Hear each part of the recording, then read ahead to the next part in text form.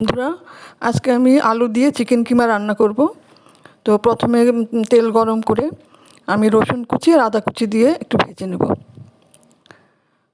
একটু ভেজে তারপরে আমি পেঁয়াজ কুচি দিয়ে দেব। পেঁয়াজ কুচিটা এবার কিছুক্ষণ ভেজে নিতে হবে। তারপরে আমি দিয়ে দিলাম ছোটো ছোটো করে পিস করে কাটা আলু।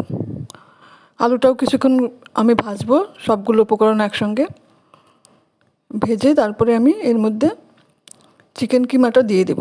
আমি অবশ্য চিকেন কিমাটা একটু বড় রেখেছি, তোমরা একদম কিমা করেও নিতে পারো।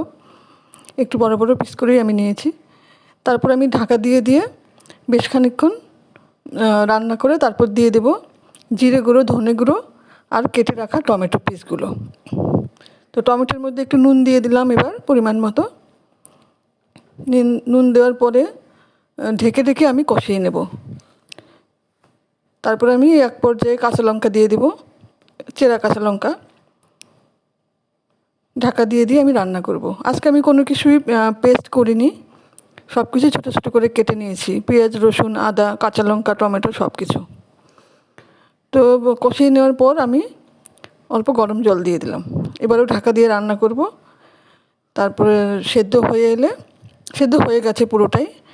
এবার আমি গরম মশলা গুঁড়ো দিয়ে দিলাম আর দেবো বেশ খানিকটা ধনেপাতা কুচি দিয়ে খানিকক্ষণ ঢেকে রেখে দেব। তারপর সার্ভিং বলে বেড়ে নেব।